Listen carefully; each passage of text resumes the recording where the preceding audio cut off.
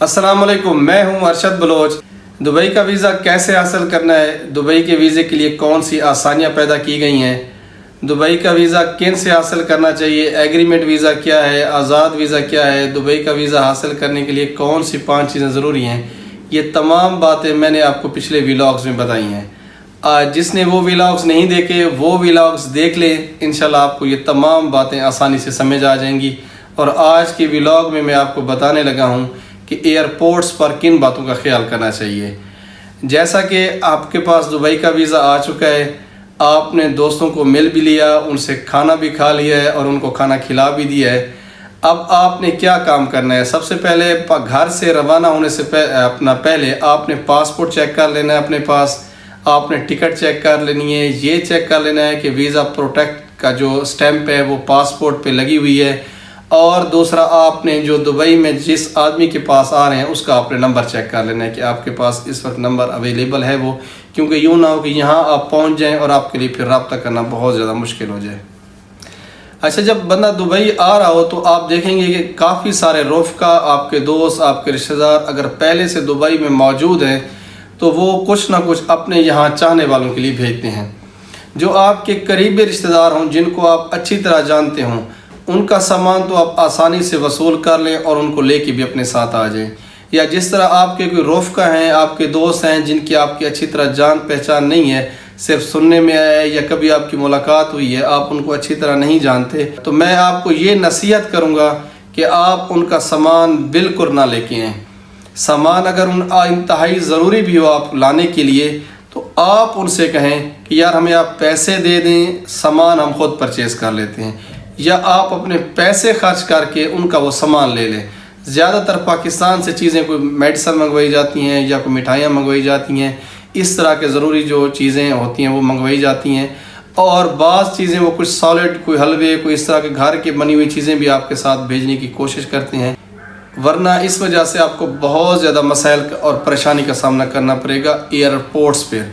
अगर आप पाकिस्तानी एयरपोर्ट्स के स्कैनर्स को क्रॉस कर लेते हैं और उसमें कोई ममनुआ चीज़ होती है, एग्जांपल ज़्यादातर लोग स्मगलिंग या दूसरी चीज़ें, कोई मंशियात वगैरह इसी तरीक़ों से ही बाज़ औक़ात भेज देते हैं।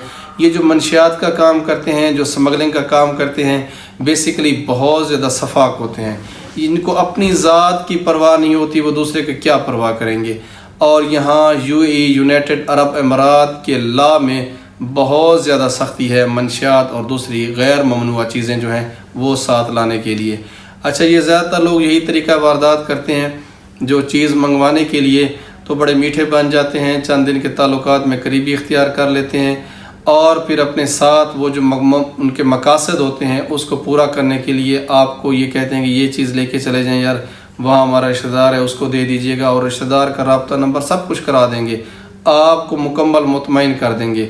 लेकिन अब आपको नहीं पता उस चीज़ के अंदर क्या है, उसकी तसल्ली करना इंतहाई ज़रूरी है।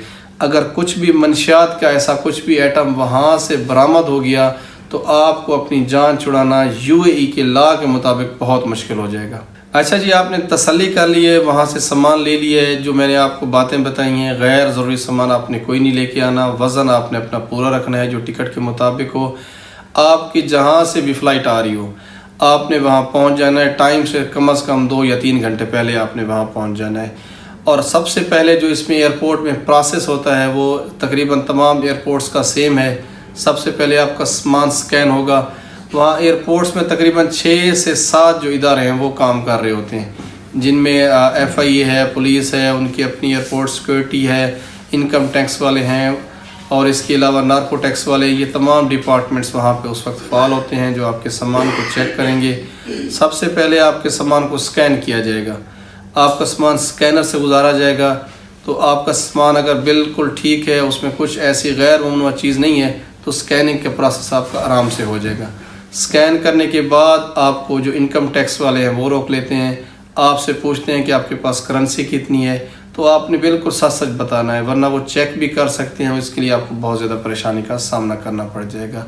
इस प्रोसेस के बाद आपका बोर्डिंग की तरफ प्रोसेस है। आप अपना बोर्डिंग कराने के लिए चले जाएंगे, उसकी लाइन में लग जाएंगे, जो भी एयरलाइंस आपकी XYZ होगी, वहाँ से वो जो बोर्डिंग ऑफिसर बैठा होगा وہ آپ کی ٹکٹ دیکھ کے آپ کو جہاز کی سیٹ جو ہے ایشو کر دے گا، اس کا نمبر آپ کو بتا دے گا، سب کچھ اس پہ گیٹ لکھا ہوگا، کون سے گیٹ سے آپ کی انٹری ہے، کون سا جہاز آپ کا جا رہا ہے اور سیٹ نمبر آپ کی کیا ہے۔